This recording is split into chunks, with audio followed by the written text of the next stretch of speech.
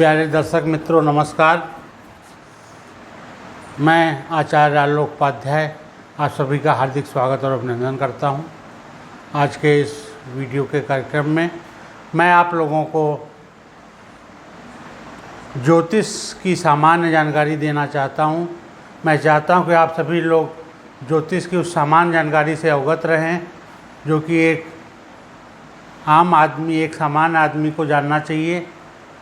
मेरा प्रयास यही रहेगा कि आप लोगों को इतना समझा सकूं, इतना बता सकूं कि एक बार जैसे ही आप कुंडली खोलते हैं तो उसमें आपको देख के पता चल जाए कि कौन सी चीज़ क्या है। ठीक है मित्रों, तो सबसे पहले तो मैं आप लोगों को एक बात बता दूं, जब भी ज्योतिष की बात होती है तो हमें हमेशा जो है 12, 9, 12, 27 ये याद रखना चाहिए। हमें 12, 9, 12, 27 ये याद रखना चाहिए। 12, 9, 12, 27 है क्या? ये है 12 राशियाँ, ये है 9 ग्रह, ये है 12 भाव और ये हैं 27 नक्षत्र। मित्रों यही 12 राशियाँ, अब ये 12 राशियाँ होती हैं, 9 ग्रह होते हैं, 12 भाव होते हैं, 27 नक्षत्र। यही ज्योतिष का आधारभूत है, यही ज्योतिष का आधार है, यही ज्योतिष का आधार है। तो मित्रों अब प्रश्न उठता है, ये 12 राशियाँ, 9 ग्रह, 12 भाव, 27 नक्षत्र हैं क्या? हैं तो हैं क्या? सवाल ये उठता है। तो मित्रों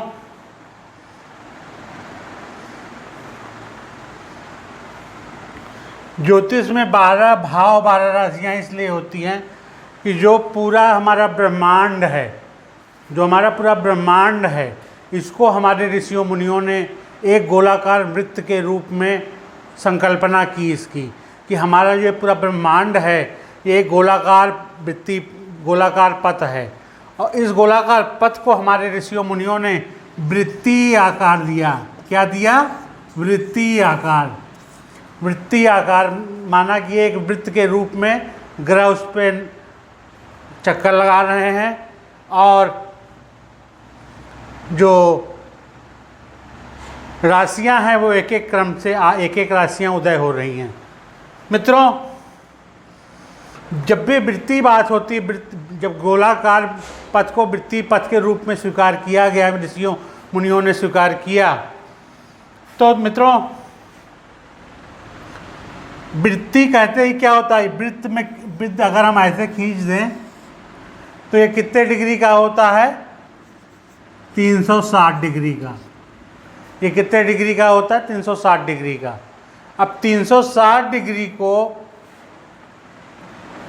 में हमें 12 राशियां निरूपित करनी हैं। कितनी राशियां? 12। तो 12 से अगर हम 360 को भाग दे दें तो 12 3 36 और 0 30 डिग्री। एक राशि कितने डिग्री की हुई? 30 डिग्री की। एक राशि कितने डिग्री की हुई? 30 डिग्री की। 30 डिग्री की एक राशि, 30 डिग्री कहें या अंश कहें, डिग्री कहें या अंश कहें, 30 डिग्री या 30 अंश का एक राशि हुई। यही 30 डिग्री की जो 12 राशियां हैं 30 डिग्री में विभाजित हुई, इन्हीं से ये जो है एक राशि कितने अंश या डिग्री की हुई? 30 डिग्री की। ठीक है, तो 30 डिग्री की हुई। तो कुल मिला के निष्कर्ष ये निकला कि जो 12 राशियां हैं, प्रत्येक राशि 30 डिग्री की होती है। वृत्तीय पथ में जो 12 राशियों को विभाजित किया था हमारे ऋषियों मुनियों ने 12 बराबर भागों में, वो 30-30 डिग्री की एक राशि हुई।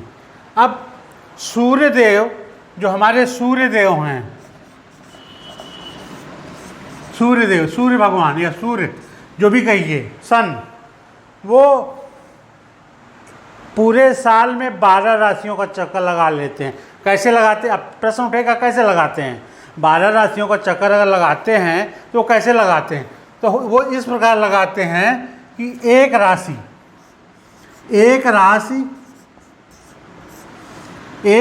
पर वो 1 महीने रहते हैं।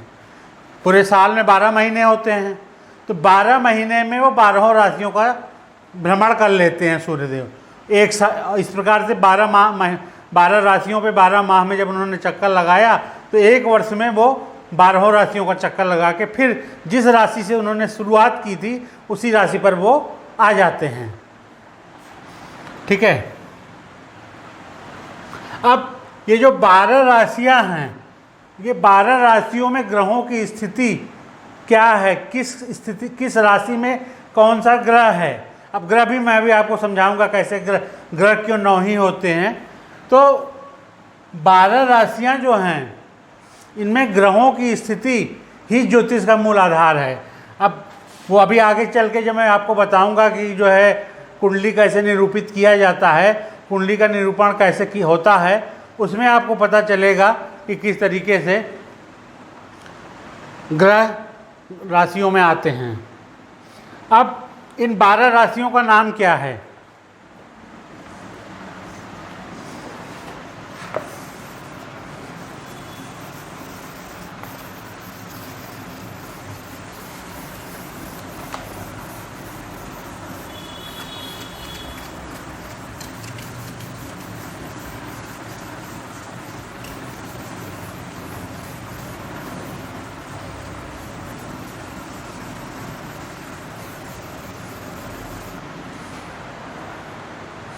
अब प्रश्न उठता है 12 राशियां कौन कौन सी हैं?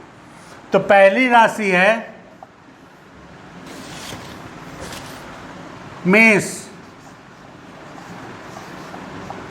इंग्लिश में से कहते हैं एरीज।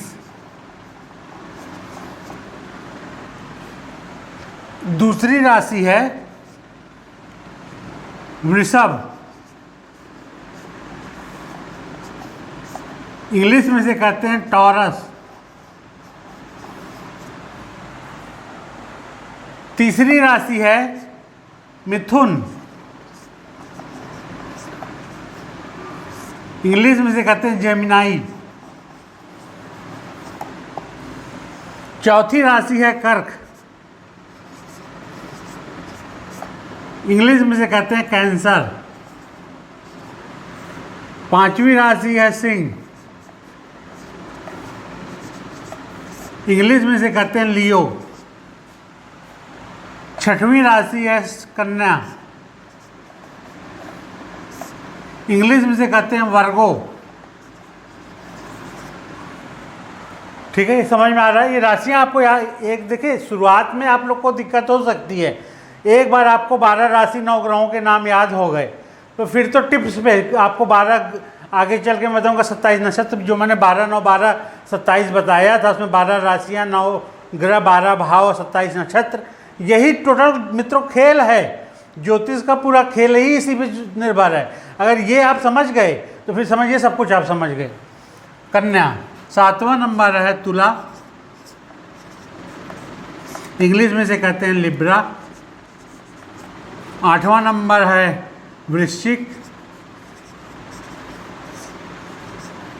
इंग्लिश में से कहते हैं स्कॉर्पियो। 9वां नंबर है धनु, इंग्लिश में से कहते हैं सजिटेरियस।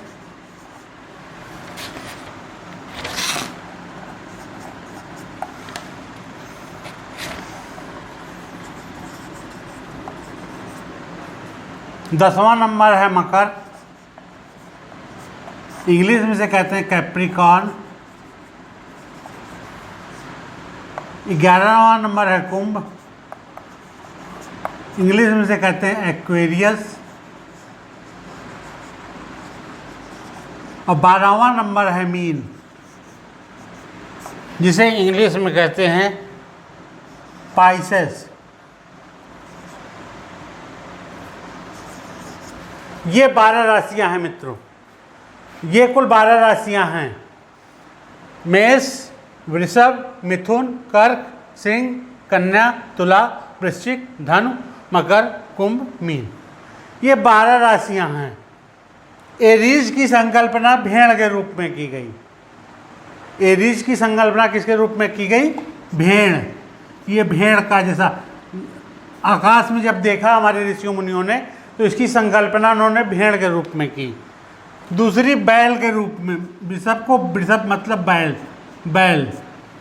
जेमनी जोड़े के रूप में, जैसे जोड़ा कोई होता है, जो दो व्यक्तियों का जोड़ा, दो युगल का जोड़ा, युगल लोगों का जोड़ा, जोड़े के रूप में की।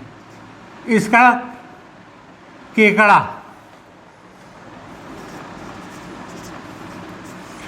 ये शेर, शेर, सिंह या शेर।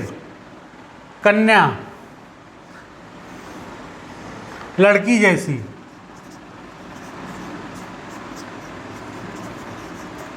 लिब्रा, तराजू जैसा। स्कॉर्पियो, बिच्छू जैसा।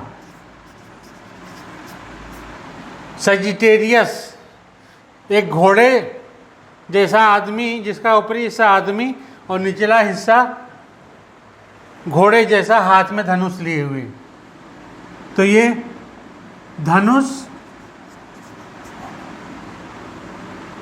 आदमी, घोड़ा, ऊपरी हिस्सा आदमी का धनुष लिए हुए, निचला हिस्सा घोड़े का। मकर मतलब मगरमच्छ। एक्वेरियस माने घड़ा, और पाइसेस मतलब मछली, मीन या मछली, मछली। ये कुल 12 राशियां हुई। अब मित्रों 12 राशियां तो हो गई।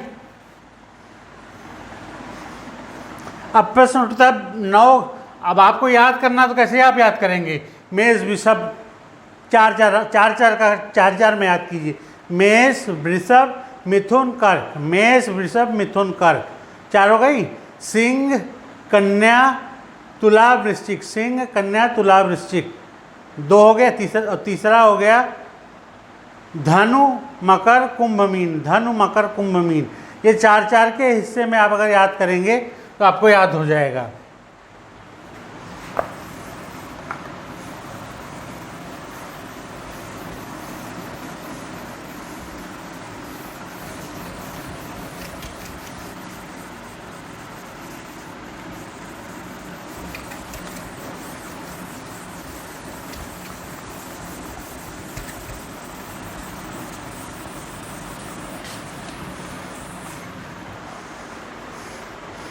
अब मित्रों प्रश्न होता है कि 9 ग्रह कौन से हैं?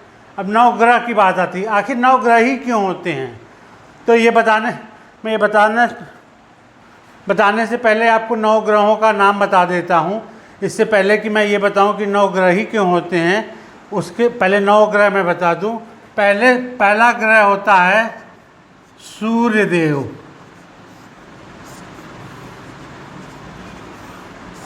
इंग्लिश में सन कहते हैं। नंबर 2 चंद्रदेव, चंद्रमा,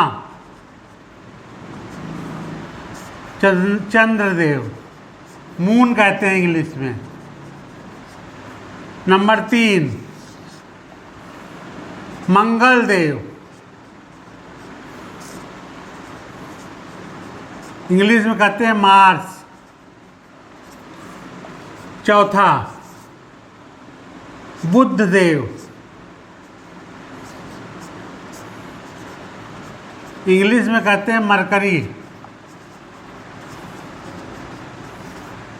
5वां गुरुदेव या बृहस्पति देव, जुपिटर। 6वां शुक्रदेव। देव मैंने उनको सम्मान देने के लिए लगाया है, क्योंकि उनका प्रभाव हमारे जीवन पर पड़ता है, तो उनको सम्मान देने के लिए देव लगा दिया मैंने। ऐसे आप सूर्य, चंद्रमा, मंगल, बुध, गुरु, शुक्र ऐसे याद करते हैं, लेकिन देव उनको सम्मान देना चाहिए क्योंकि वो हमारे जीवन से जुड़े हुए हैं और उनकी पूजा भी होती है ग्रहों की, तो इसलिए उनको देव का मैंने वो दिया है। 7वां शनि देव, शुक्रदेव को वीनस कहते हैं और इन शनिदेव को सैटर्न। 10वां राहु देव,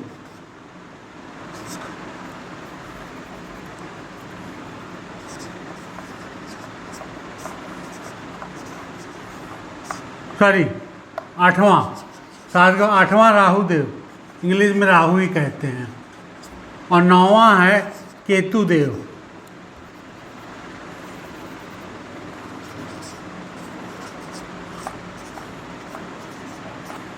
केतु ही कहते हैं इंग्लिश में भी। ये 9 ग्रह हुए, तो 12 राशियां, 9 ग्रह। अब मित्रों प्रश्न ये उठता है, हाँ तो इन 9 ग्रहों में सूर्यदेव, चंद्रदेव, मंगलदेव, बुधदेव, गुरुदेव, शुक्रदेव, शनिदेव, इन 7 ग्रहों का स्पष्ट अस्तित्व है।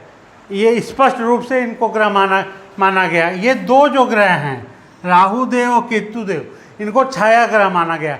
इनका कोई स्पष्ट स्वरूप नहीं है, इनको छाया के रूप में माना गया, शैडो के रूप में माना गया। इनका निर्माण जो होता है, इनकी जो प्रेजेंस मानी गई है, वो ब्रह्मांड में एक विशेष स्थिति उत्पन्न होने के कारण इनके अस्तित्व को स्वीकार किया गया है। वो आगे कभी जरूरत समय आया तो मैं बताऊंगा आपको। तो ये हुए ये। अब मित्रों 9 ग्रह ही क्यों होते हैं, प्रश्न हमारा ये उठता है, 9 ग्रह ही क्यों होते हैं। तो 9 ग्रह क्यों होते हैं इसके लिए मैंने आपको बता दूं। इसका कारण ये है कि भगवान विष्णु जो कि हमारे पालनकर्ता हैं, उन्होंने अवतार के रूप में जन्म लिया, और जब भी अवतार के रूप में जन्म लिया तो इन्हीं ग्रहों का स्वरूप धारण किया। उन्होंने ग्रहों के स्वरूप धारण करके उन्होंने हमारे पृथ्वी पे आकर के उन्होंने लीलाएं की अलग अलग स्वरूप में। तो वो हम आपको बताते हैं कि कौन कौन से हैं।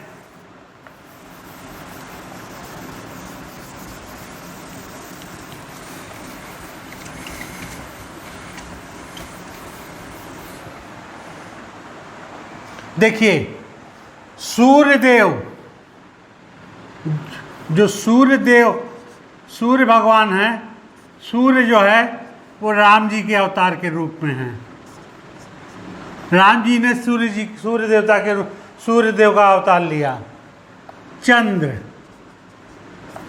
कृष्ण भगवान, कृष्ण जी।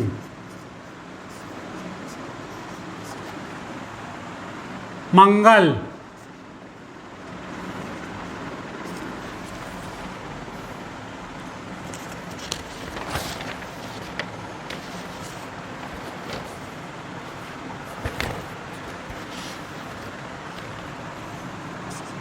नृसिंह जी। बुद्ध अवतार, जो बुद्ध भगवान हुए हैं वो बुद्ध रूप में अवतार लिए थे। गुरु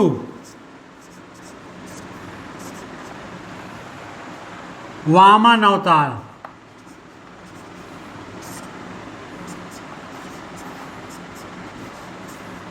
शुक्र परशुराम जी।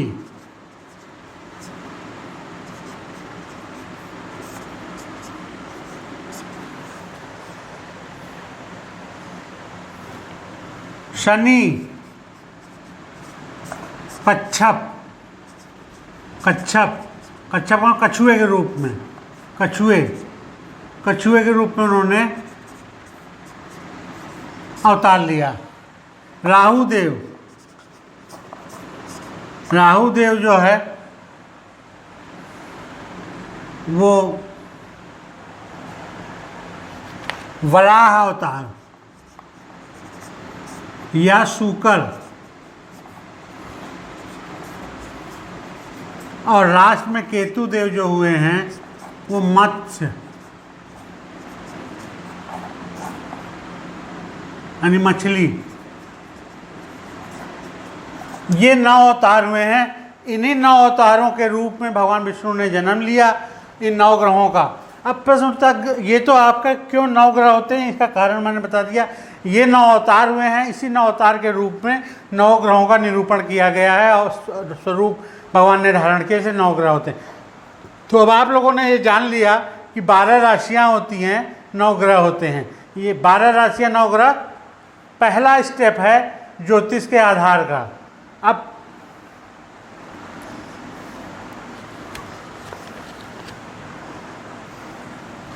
इस प्रकार में 12 राशियां और 9 ग्रह प्राप्त हो गए। ठीक है। अब जो ये ग्रह हैं, ये 12 ग्रह और 12 ग्रह जो है एक वृत्तीय पथ में चक्कर लगाते रहते हैं 360 डिग्री के, और ये जो है पूरब से पश्चिम चक्कर लगाते हैं, पूरब से पश्चिम। इसी प्रकार से 12 राशि, ये 9 ग्रह, इसी तरीके से जो 12 राशियां हैं हमारी, 12 राशियां पूरब से पश्चिम घूमती हैं। ये चक्कर लगाते हैं, ये घूमती हैं पूरब से पश्चिम। ठीक है। अब हम वृत्तीय पथ पे 12 राशियों का निरूपण कर देते हैं।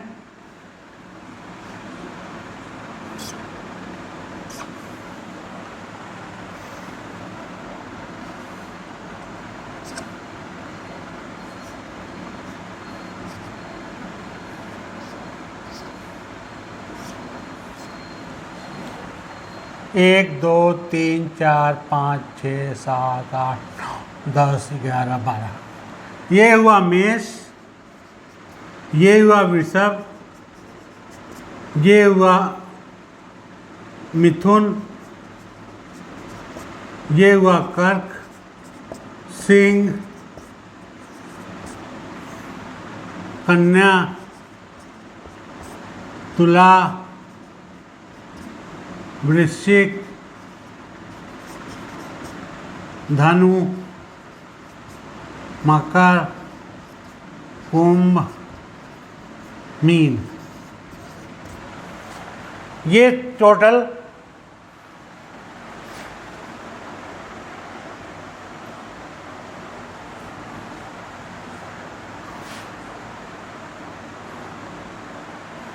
स्वरूपण है कुंडली का। अब हमारे ऋषियों मुनियों ने शुरू में जो है, जो वास्तव में होता क्या है, अब प्रश्न उठता है, ये ज्योतिष का आधार जब 12 राशियां, 9 ग्रह, 12 भाव और 27 नक्षत्र हैं, तो राशियां मालूम हो गई, ग्रह मालूम हो गए। अब हमारे सामने प्रश्न ये उठता है, इन 12 राशियों को व्यक्त करने के लिए कोई न कोई स्थान की जरूरत पड़ेगी। जैसे ये स्थान, ये एक स्थान है, तो ये 12 स्थान जो है, एक स्थान, एक राशि को एक स्थान पर व्यक्त करने के लिए एक स्थान हमें चाहिए। उस स्थान को भाव कहा गया, उसको भाव कहा गया। अब 12 भाव जो है, अब राशियां 12 हैं तो 12 जगह चाहिए, तो 12 भाव भी हुए कुल मिला के हमारे पास। और चूंकि राशियां 30-30 डिग्री की होती, प्रत्येक भाव भी 30-30 डिग्री का हुआ। ठीक है।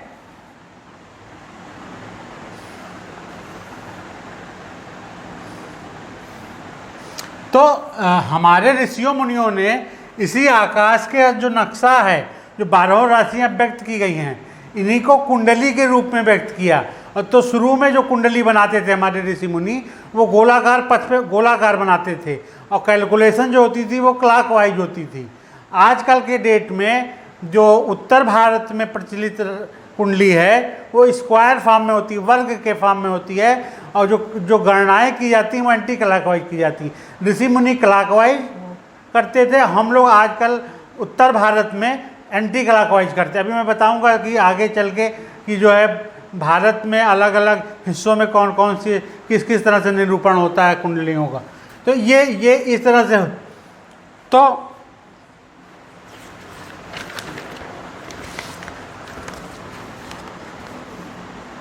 तो हमने बता दिया 12 राशियों के लिए, 12 राशियों के लिए अगर हमें स्थान चाहिए, स्थान, तो वो स्थान क्या कहलाया? भाव। अब चूंकि 12 राशियां हैं तो 12 भाव चाहिए। तो अब हमारे पास 12, 9, 12, ये तो फुलफिलमेंट हो गया, ये पूरा हो गया 12, 9, 12। लेकिन 27 क्या है? 27 नक्षत्र। इसके बारे में हम आगे चल के अध्ययन करेंगे। आज के टॉपिक, आज जो है नक्षत्रों की चर्चा हम नहीं कर रहे हैं। आज हम केवल जो है इन 12 राशियां, 9 ग्रह, 12 भावों की चर्चा कर रहे हैं। ठीक है।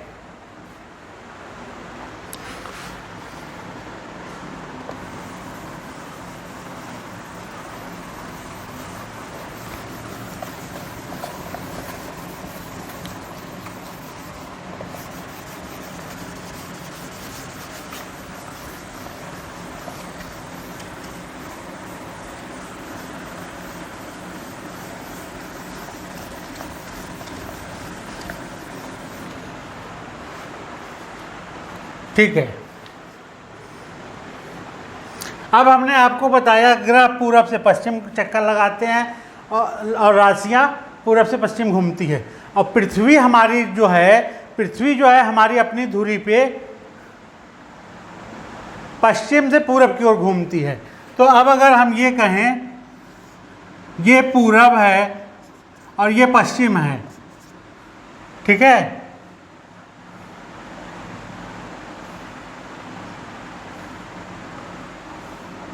या ऐसे कहें ये उत्तर है, ये दक्षिण है, ये पूरब है, ये पश्चिम है। तो जो हमारी ग्रह हैं वो कैसे घूम रहे हैं? ऐसे घूम रहे हैं। और पृथ्वी कैसे घूम रही है? ऐसे। तो अब क्या होगा? जैसे जैसे पृथ्वी घूमती जाएगी एक एक राशि उदय होती जाएगी।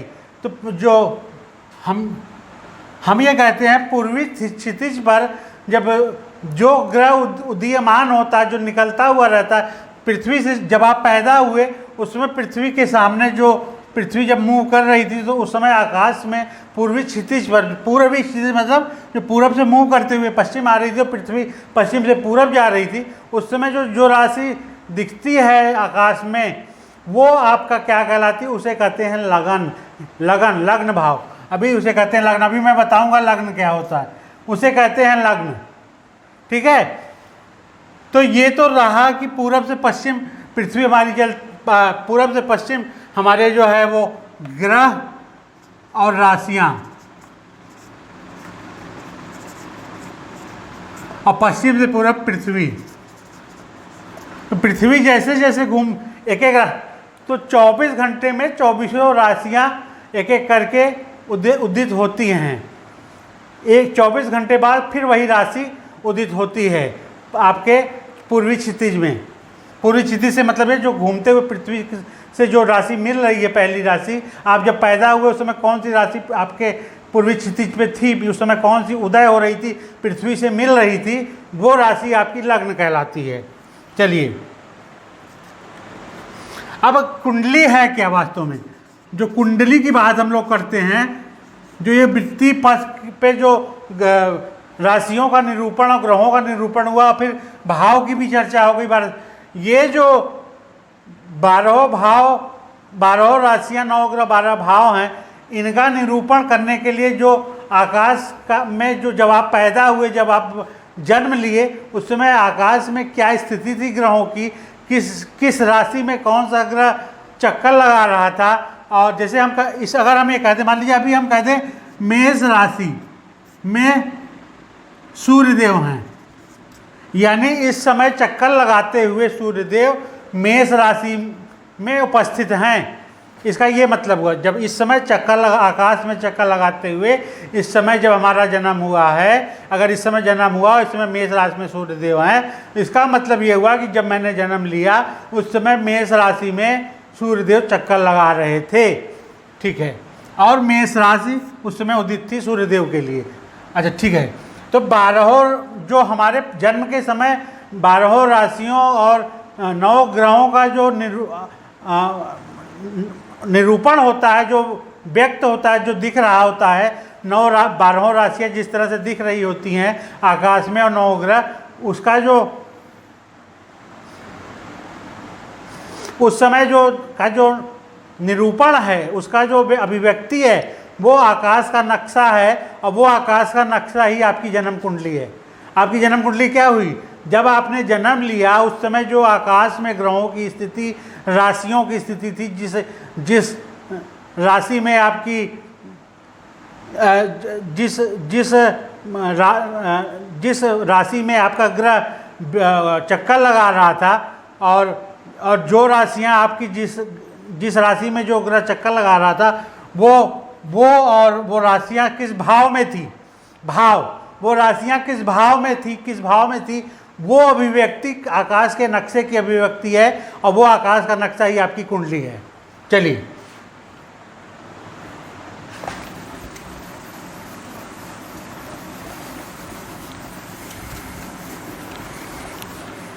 अब मित्रों,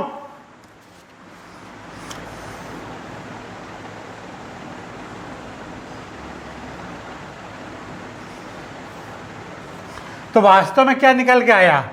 किसी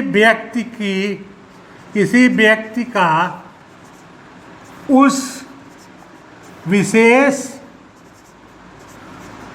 स्थान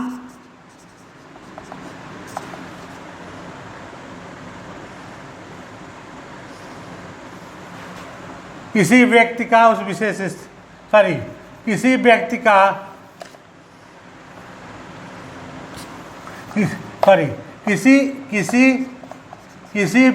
के जन्म के समय उस स्थान विशेष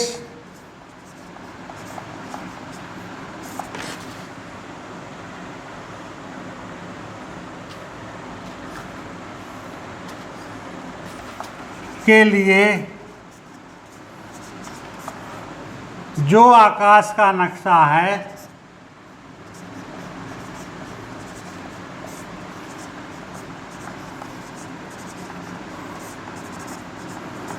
वही उस व्यक्ति की कुंडली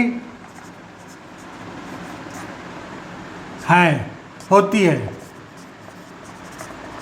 समझिए, किसी व्यक्ति के जन्म के समय उस स्थान विशेष के लिए जो आकाश का नक्शा है वही उस व्यक्ति की कुंडली होती है। ये कुल मिला के सारांश निकला। ठीक है, अब कुंडली निरूपण की बात आती है।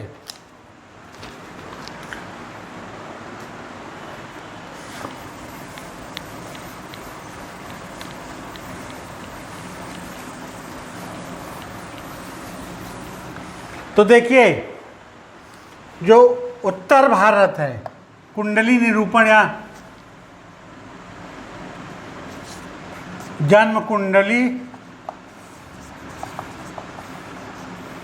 रूप, जन्म कुंडली रूप, पहला उत्तर भारतीय शैली, यानी इसी कह सकते हैं नॉर्थ इंडियन स्टाइल।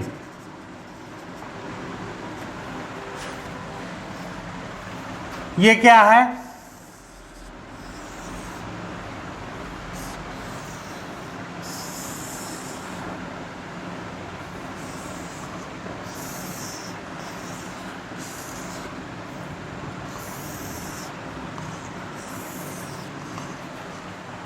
ये जो बना हुआ है यही कुंडली कहला। अब इस कुंडली, इसमें क्या है, कहाँ से गिनना शुरू करते हैं? इसको कहते हैं लग्न। ये सदैव स्थिर है। भाव भी स्थिर हैं, सारे भाव उत्तर भारतीय पद्धति में भाव स्थिर हैं, राशियाँ बदलती हैं। भाव स्थिर हैं, राशियाँ बदलती हैं। ये होता है, ये देखिए 4 ट्रायंगल होते हैं किसी भी, जो कोई भी कुंडली होती है उत्तर भारतीय, उसमें 4 ट्रायंगल होते हैं। Upper triangle, left triangle, lower triangle और राइट ट्रायंगल। इस अपर ट्रायंगल का जो मिडिल भाग होता है, इसे कहते हैं लग्न या कहते हैं प्रथम भाव। लग्न या प्रथम भाव कहते हैं इसे।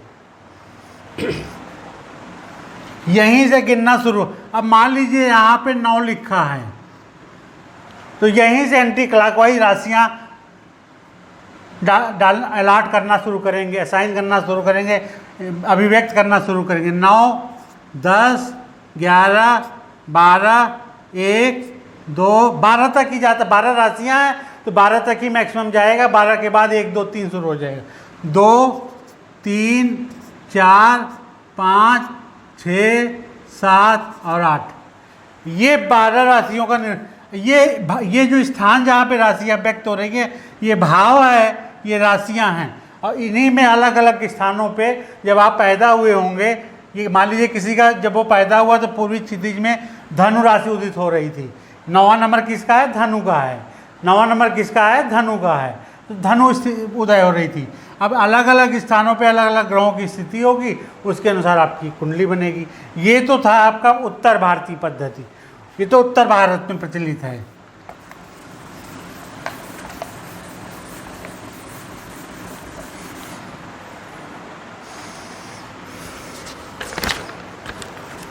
दूसरा है दक्षिण भारतीय।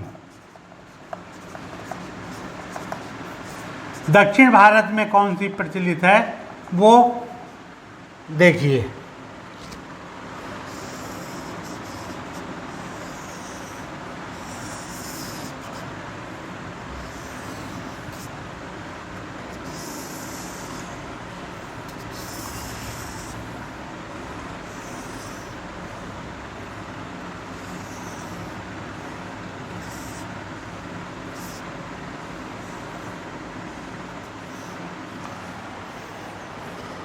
यहाँ से यहाँ पे इसमें राशियाँ स्थिर हैं, भाव परिवर्तित होंगे। दक्षिण भारतीय पद्धति में राशियाँ स्थिर हैं, भाव परिवर्तित होंगे। जैसे ये यहाँ इसको कहेंगे मेष राशि, इसको कहेंगे वृष राशि, इसको कहेंगे मिथुन राशि, इसको कहेंगे कर्क राशि, इसको कहेंगे सिंह राशि, इसको कहेंगे कन्या राशि, इसको कहेंगे तुला राशि, ये हो गया वृश्चिक, ये हो गया धनु, ये हो गया मकर, ये हो गया कुंभ, ये हो गया मीन। ये निरूपण है दक्षिण भारत का। अब मान लीजिए लग्न जैसे धनु था तो यहाँ पे ऐसे कुछ चिन्ह वो कर देते हैं, ऐसा निरूपण कर देते हैं जिससे अब जैसे हमको यहाँ से देखना धनु, यहाँ से ये प्रथम भाव ये हुआ, लेकिन अब भाव क्या है? यहाँ पे आकर के ये भाव, वहाँ पे सेंटर में था, यहाँ पे राशियाँ फिक्स हैं, भाव परिवर्तित होते हैं। वहाँ पे भाव स्थिर है, राशियाँ परिवर्तित होती हैं। तो ये तो था दक्षिण भारतीय पद्धति। अब एक और पद्धति है भारत में जो पूर्वी भारत या बंगाल साइड में प्रचलित है, वो क्या है वो भी मैं आप लोगों को बता देता हूँ।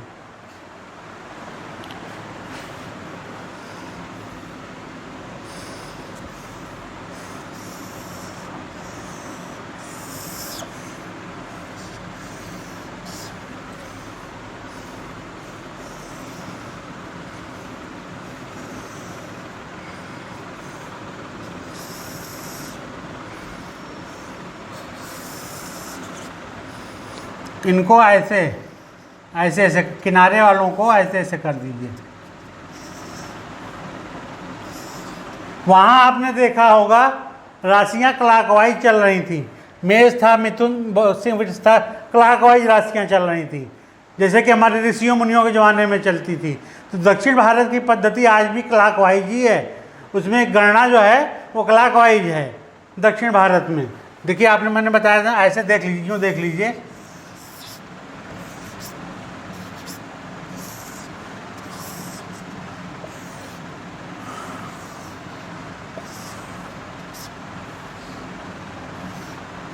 मेष, वृष, इसी तरह से बढ़ते हुए मीन, एंड के क्लॉकवाइज राशियाँ चल रही हैं, जो कि आपने देखा, बताया गया था आपको कि हमारे ऋषियों मुनियों ने भी क्लॉकवाइज ही तो एक ऋषियों मुनियों वाली ही पद्धति एक तरह से चली आ रही। ये भी, इसमें भी राशियां स्थिर रहती हैं। ये है पूर्वी भारतीय, इसमें भी राशियां स्थिर रहेंगी, लेकिन जो काउंटिंग होगी, जो गणना होगी, गणना एंटी क्लॉकवाइज होगी। कैसे? ये मेष, ये वृष, ये मिथुन, ये कर्क, ये सिंह, ये कन्या, ये तुला, ये वृश्चिक, ये धनु, ये मकर, ये कुंभ, ये मीन। इसमें भी राशियां, लेकिन इसमें क्या है? एंटी क्लॉकवाइज, घड़ी की सुई की दिशा के विपरीत गणना हो रही है। तो ये आधार, तो इसमें क्या है? दक्षिण भारत में क्लॉकवाइज राशियां स्थिर हैं, इसमें भी राशियां स्थिर हैं, लेकिन क्या है? भाव चलायमान है। धनु राशि है तो धनु यहाँ पे ऐसे अभिव्यक्त हो जाएगा। ये आपकी कुल वो थी। अब लास्ट में एक चीज़ मैं और आपको बताना चाहूँगा जो बहुत इंपॉर्टेंट है आपको, मैं वो उत्तर भारतीय पद्धति से बताऊंगा। मेरा जो भी अब चीज़ें मैं लेके बताऊंगा वो उत्तर भारतीय पद्धति से रहेगा।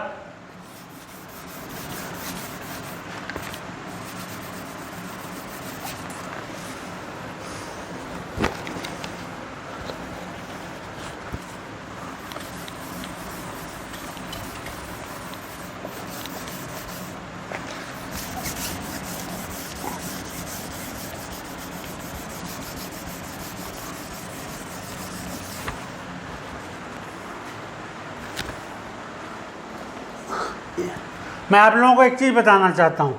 अब जैसे हमने बताया था आपको 12 राशियाँ होती, 9 ग्रह होते, अब हर एक राशि, अब राशियाँ हैं तो उनके स्वामी भी होंगे। भाई ग्रहों से संबंध उनका बनाना है, राशियों का संबंध ग्रहों से जोड़ना है, तो संबंध जोड़ने के लिए क्या होना चाहिए? उनके स्वामी होना चाहिए। उनके स्वामी किसको बनाए गए? उनका लॉर्ड कौन को बनाए गए? उनका मालिक किसको बनाया गया? राशियों का ग्रह बनाया गया, क्योंकि ग्रहों से संबंध बिना जोड़े तो राशियों का काम होगा नहीं। तो राशियां बनाई गई। अब राशियों का संबंध कैसे आप देखेंगे कैसे बनता है, आपको याद करने की ज़रूरत नहीं है। मैं आपको, अगर आपको राशियों का नाम याद है तो आप बड़े आराम से बता ले जाएंगे कि जो है कौन सी राशि किस का स्वामी कौन ग्रह है। अब देखिए, जो एक स्टैंडर्ड माना गया है, आदर्श मानक कुंडली, आइडियल स्टैंडर्ड होरोस्कोप या कुंडली, टेवा भी कहते हैं कुंडली को, जन्म पत्रिका भी कहते हैं कहीं कहीं, और होरोस्कोप भी कहते हैं, और जन्म कुंडली तो कहते ही हैं। तो इसमें जो है यहाँ 1 2 3 4 5 6 7 8 9 10 11 12, ये जो अभिव्यक्ति है 1 से लेकर 12, इसको, ये काल पुरुष की कुंडली है और इसमें ग्रहों की पोजीशन, ये काल पुरुष की कुंडली का स्वरूप है। अब मैं आपको बताऊंगा कि कौन सा जो है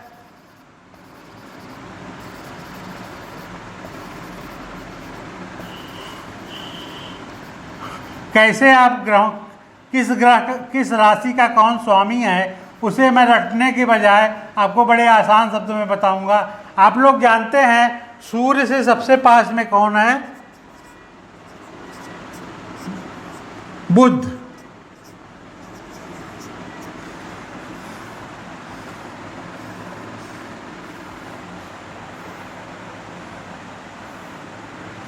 उसके बाद है शुक्र, उसके बाद है मंगल,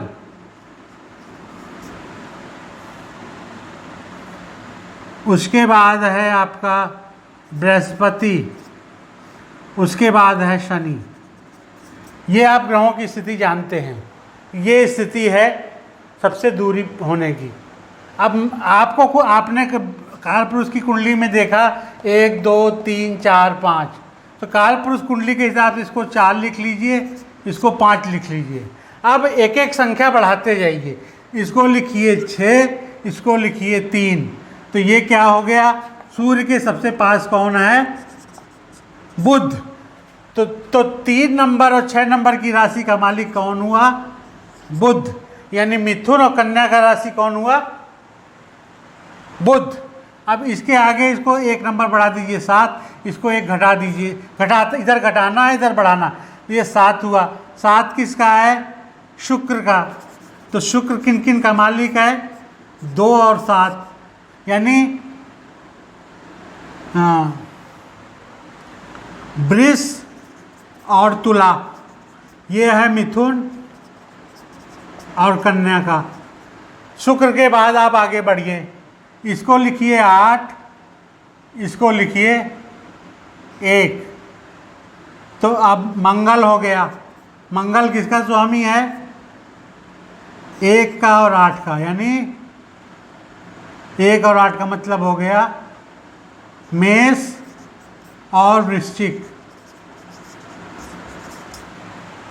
इसके बाद क्या 1 नंबर और बढ़ा दीजिए, इसे 9 कर दीजिए, इसे 1 नंबर घटाएंगे तो सबसे लास्ट वाला क्या आता है? 12। तो ये 12 हो गया। तो गुरु या बृहस्पति जो है वो क्या हो गया? 9 और 12, यानी धनु और मीन का स्वामी हो गया। और लास्ट में 9 से 1, 12 में से 1 गया 11 और 9 में 1 जोड़ा 10, तो शनि है 10 और 11 का स्वामी, यानी मकर और कुंभ का। तो प्यारे मित्रों, आशा है आप लोगों को अच्छे ढंग से समझ में आई होगी बात हमारी, और आप लोगों को अगर हमारा ये वीडियो अच्छा लगा हो और समझ में आया हो और लगा हो कि ये ज्ञानवर्धक रहा, आपके ज्ञान में इसने थोड़ी बहुत वृद्धि की है, तो आप लोगों से मेरी ये प्रार्थना है कि आप लोग चैनल को लाइक शेयर सब्सक्राइब करना ना भूलें, और बेल आइकन को भी दबा दें, जिससे हमारे नए वीडियो की नोटिफिकेशन आप तक पहुंचती रहे। आज के लिए इतना ही मित्रों, फिर अगले वीडियो में उपस्थित होंगे, तब तक के लिए आज्ञा दीजिए। नमस्कार।